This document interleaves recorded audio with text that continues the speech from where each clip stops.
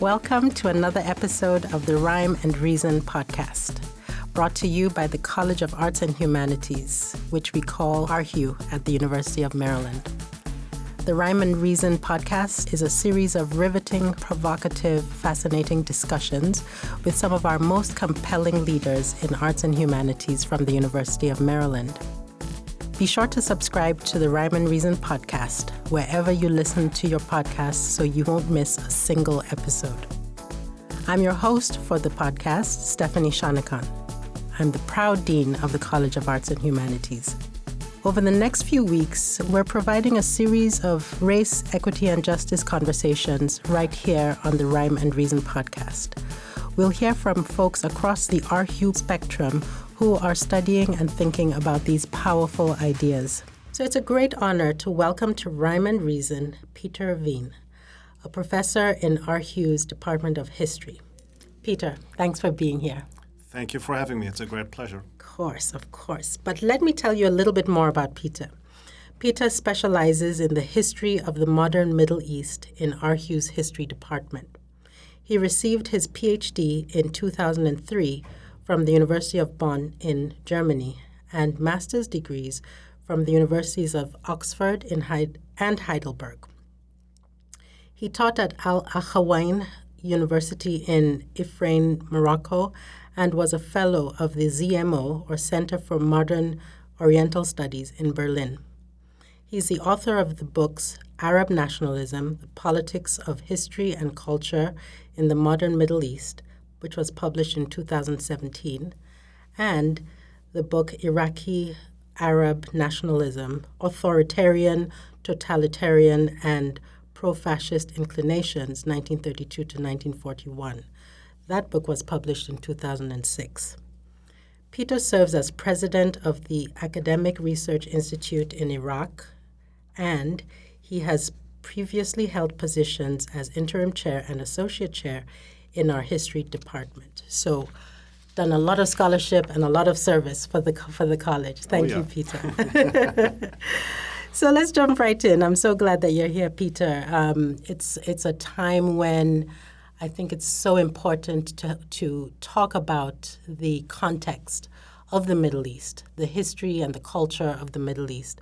And what really fascinates me about your work is that your work is not the traditional historian's work, right? You talk a little bit about moving away from the old narrative to the new narrative, and I want to talk about that and dig into what that means as a historian. But I hope that this conversation also gives us a little bit more light on the history of that region, and maybe that can help us process what is going on right now with the war in Gaza and what's happening in Israel. But before we get there, I want to always start with figuring out how you got to this area of research. I believe you're German, Dr. Wien. Can you tell us how you became interested in the Middle East? Right.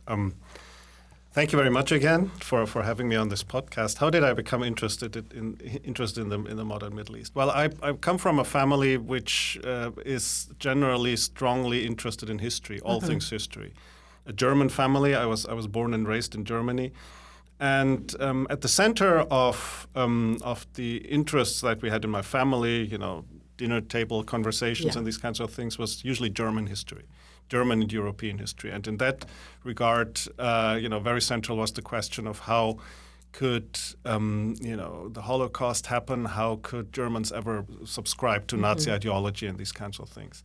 And that drove my interest. It also drove my interest in becoming a historian. That's why I chose to study history. And then that's how it started. But then it evolved, and I was I became more and more interested also in non-European history, in transnational history. I wrote my PhD about relationships between Germany and the Arab Middle East. What I found out that it is not sufficient to simply study what outsiders, what people in the West, what Western diplomats, Western governments, and so on were thinking about people in the Arab world, how they were describing them, writing about them, which much of the that's the old narrative. Yeah, which is the old narrative, which is how much of the conventional of histories, the imagination, exactly, right. of the Orientalist imaginary, basically, how that history was written in the way into the 1980s. Even today, these kinds of histories are still written. So my focus has always been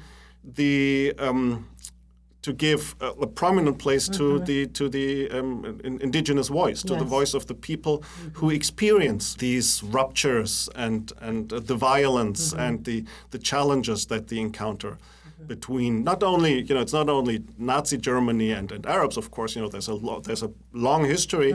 The British exactly of a very often very violent encounter between the Western world, between European countries and Middle Eastern countries. Yes, and so when you say that you give voice to the indigenous, right? Yeah. You're talking here about poetry. You're talking here about oral histories. Those different sources that not every historian is going to turn to. Right. I think it's a. So when I started doing this kind of research in the late 1990s, early 2000s, there were only few people who actually did this. The kinds of materials that historians traditionally use, namely archives, government records, and these kinds of things, they're very difficult to come by in these regions, just because the political situation, government control over anything official makes it very difficult to actually enter archives in this region. So you need to find alternative alternative sources, and as it happens, these sources also sometimes bring you closer to the people. Right. Some of these are living sources. Absolutely, yeah. Maybe the people are no longer alive, but still, the memory is there. It's a memory, and there's also an unmediated voice that you can find in you can find it in newspapers, you can find it in magazines. You mentioned poetry. Poetry is a tremendously important source. That so much praise poetry of that region. Absolutely, right? and speaks to the history as well. I explained to my students that in the Arab world, the poetry is the protest song. Without the music. Recitation of poetry, public recitation of poetry, until today plays a very important role in the way how people express themselves politically, socially, social criticism, and so on. I remember as an ethnomusicologist, I came across the work of Kulthum of Egypt, and just the power of that voice to carry the sort of the memory of the people, not only in Egypt, but I think across North Africa and even into the Middle East. That is a powerful example, I think, of what you're talking about. Absolutely. Yeah. So let's start with a little geography. Your first book was on Iraq and nationalism in Iraq and beyond. And then your second book is, I think, a little bit more expansive, actually a lot more expansive. So could you help us kind of frame the region, the Maghreb and the Mashriq, and how that region, if you were to give us a quick geography lesson of the Middle East, how would you frame that? The funny thing is that very often the two are treated separately. You find survey texts, survey histories of the region that talk only about what they call the Middle East, from the eastern border of Iraq to Egypt, to the western border of Egypt, and then everything else is being left out. I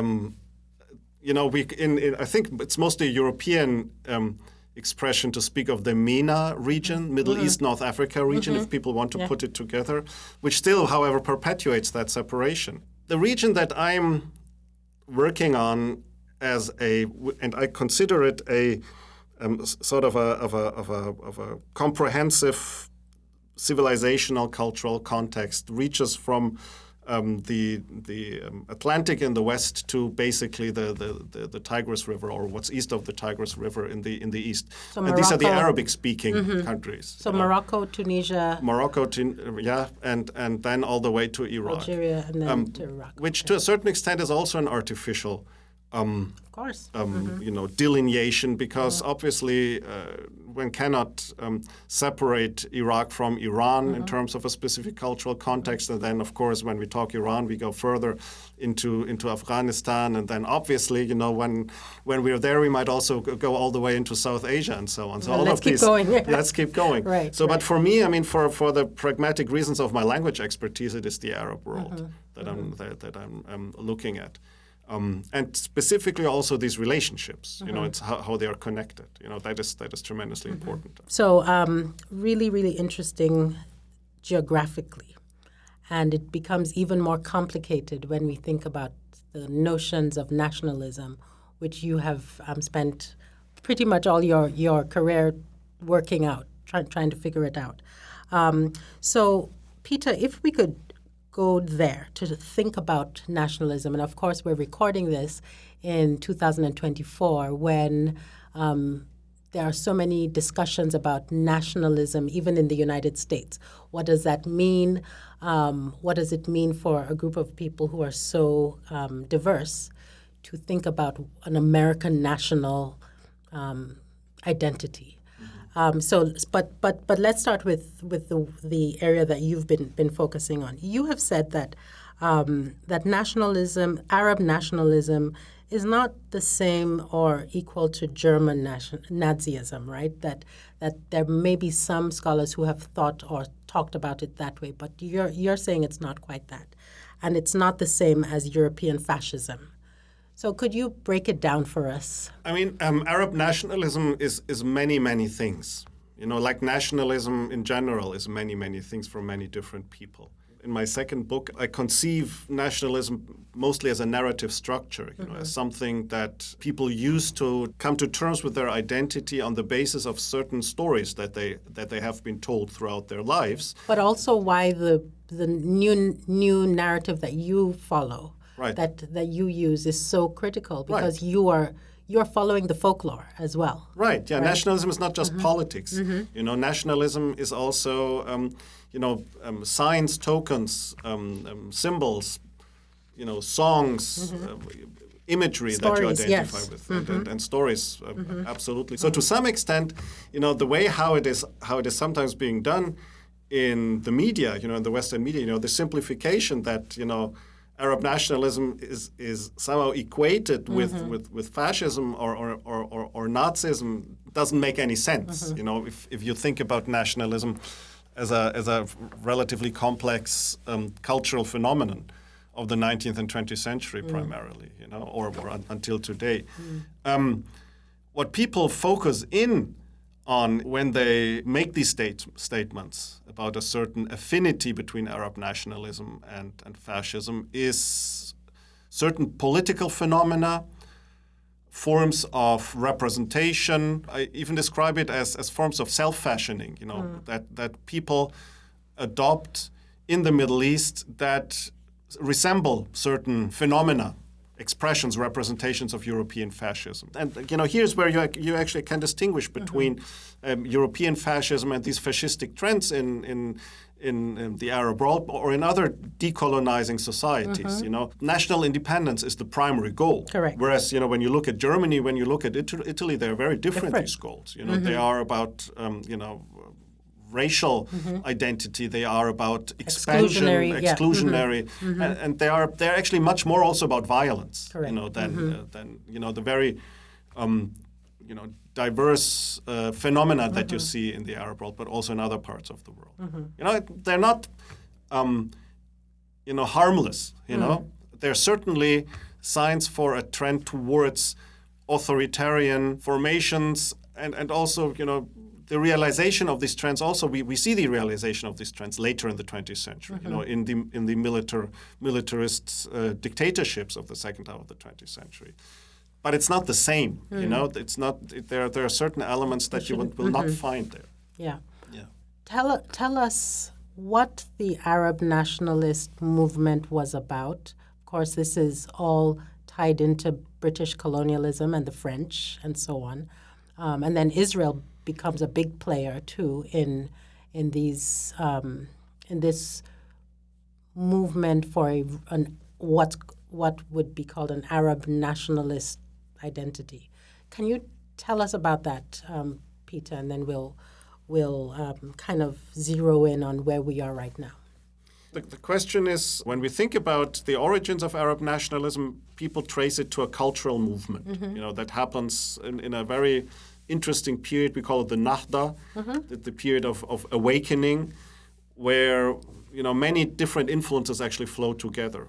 Between Western influences, secularization, rationalization of thought, but also a great deal of rethinking of religious roots and of Islam and the role that Islam plays in society. So a very complex cultural movement, which then, come World War I and the destruction of the political frame, the Ottoman Empire in 1918, is pushed in a completely different direction because all of a sudden it becomes a reactive ideology that focuses primarily on the question of independence and decolonization, Because with the breakup of the Ottoman Empire, what we then see is other empires moving in. Right. We have the creation of a form of colonial government, very typical for the period, semi-colonial with the declared goal to create independent nation states, but at the end of the day, still constructs, the so-called mandate states at the time that are primarily there to serve the interests of the of Britain and France, the colonial powers in the area. And there's another issue that I consider very important in explaining why Arab nationalism takes on these sometimes sinister or negative outlook, which is that the colonial powers in these various countries that are newly created, they promote continuity in positions of power. So they rely on existing elites.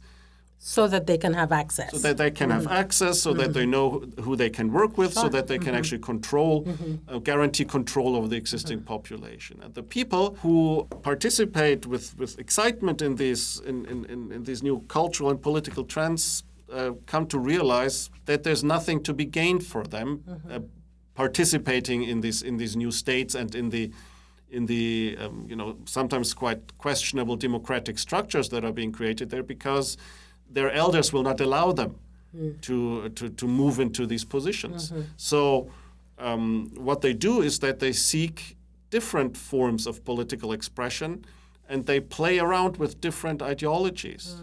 So let's talk about Israel, because that's very relevant to what we're going through in 2024. I think some people think of Israel as starting in the 1940s, right? Because this is when the United Nations signs the agreement and so on. But of course, it's a much longer history. And yet this is still part of the Arab world, right? So, Peter, can you help unpack and unravel how we should think about that particular region in the context of Arab nationalism? The state that we're talking about is Palestine until 1948. Correct. Palestine is a reality until 1948, also according to international law, because it is the state of Palestine under British Mandate administration. Again, here's the British. And Israelis born before 1948 in what today is Israel have Palestine as their country of birth in their birth certificates.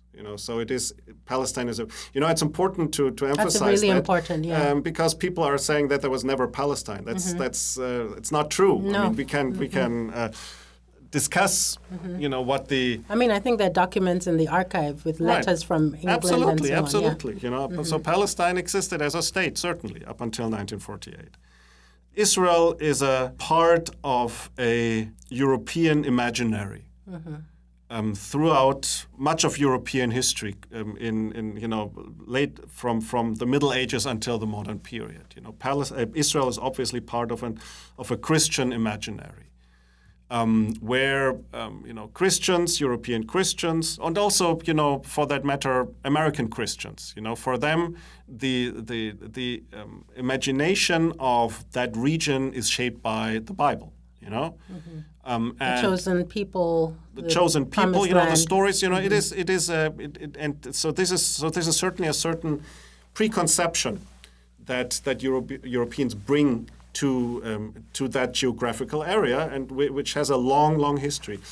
Obviously, for Jews all over the world, the geographical area, which today is Israel, is a central part of their religious identity. And if you think about Judaism as a religion that has clear eschatological elements to it, where the end of time is basically a recreation of Jerusalem as a place that the Jews that Jews return to, and that is also something which European Christians in many ways integrate into their historical imaginary. That part of the story of Christian redemption leads towards a reestablishment of heavenly Jerusalem. And that is, part of that imaginary is also the term Zion as a geographical location, but also as an imaginary goal that people move to, both Christians and Jews.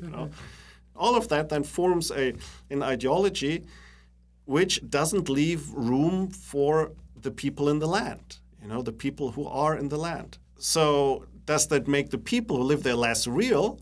No, and it doesn't make their experiences less real. And they've been living there for more than 1,000 years at the time, for 1,300 years or so, as Muslims, and they've built their own imaginary related to the place. That's right.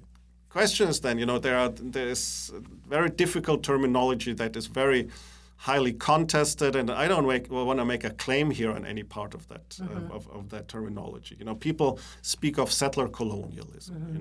That Zionism and the creation of the State of Israel is just an example of the creation of a settler colonial state.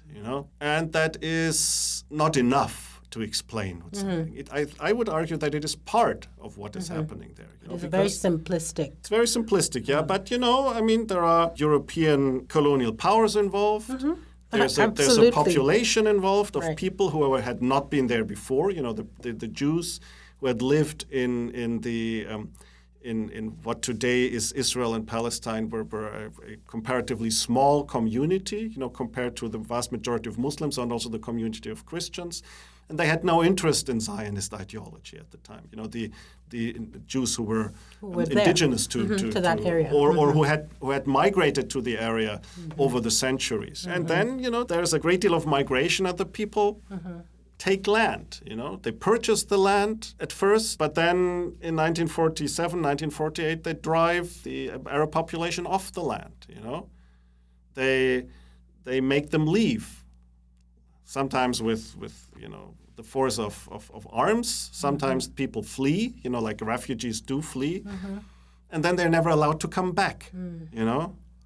There's for the longest time, people were arguing that the Palestinians who flee in 1947, 48 are leaving because they're being told to leave by the Arab leadership, of the other countries. And this is, first of all, this is now debunked as not, you can't not find true. That in the sources. I mean, in fact, there were no such calls on them to leave. They flee because they're in a war zone, But the point is also that they were never allowed to come back. When the State of Israel is established in 1948, the borders are closed to people. They can't come back. Those who come back are being many are being killed, by Israeli security forces and so on. Because people come back because they want to look if their property is what's going on with their property. They want to actually till their fields and so on. But then they're driven off. So yes, it is a history of violence. It's a history of dispossession. But of course, for Jews, it is much more than that. Yes, certainly, for Jews, it is much more than that. I mean, we cannot discount and disregard what the existence of the State of Israel means for Jewish people after the Holocaust, after all they have experienced. It's a very complex and contentious history. A lot of what we read and what we hear, Peter, are part of the old narrative, whatever thread of old narrative it is. And, I think if we could get more of the new narrative, the stories that Palestinians tell and that Israelis tell about what home means to them, what the songs are, what the stories are, then I think we start to build a different picture. Right, and that's readily available. What my colleagues have done over the past 20, 30 years, especially with regard to the history of Palestinians, collecting their stories. That's what we need to, yes. Yes, it's readily available. I mean, and it's being taught in our courses here at Maryland. Sometimes I wish that, one of the media needs to come sit in our classes. The media needs to come sit. The students need to come sit in our classes. Absolutely. So I hope that folks who are listening can remind people that the power of a college education is the exposure to the works that Peter and his colleagues in the history department, but also colleagues in Jewish studies the Arabic department. Correct. Yes, are doing. Let me ask you really quickly about, as a historian, you're training up a new generation of historians, of course, who are going to go into the archives, the Library of Congress archives, and so on. What's your advice to young historians that are still sort of Western-based? Well, learn the languages. That's the most important advice that I can give. I mean, if you want to avoid the British and French and Italian, whatever, German point of view, learn the languages. Because that'll give you a whole new archive. Doesn't work without the languages. It's unfortunately still the case that historians who are being trained as historians in history departments do not put enough emphasis on the sources that are in non-European languages. Too many books are being written. Too many articles are being written without people actually taking into account materials that are not in English or in French. And I think that's one of the most fundamental problems. Once you know the languages, you have to be a little bit inquisitive to find the materials, but it's not so hard to find. Well, Peter, we could talk for more and more hours, but I think I will leave it there. Listeners, I hope you enjoyed this discussion of some of the most important questions concerning race, equity, and justice. Please join us again on Rhyme and Reason. Thank you, Peter, for joining us. Thank you so much for having me. You're welcome. In ARHU, we're proud to be UMD's movers and shakers.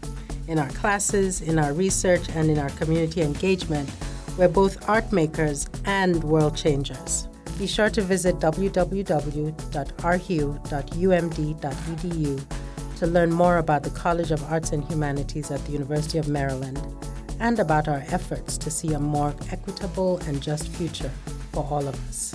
Thanks for listening.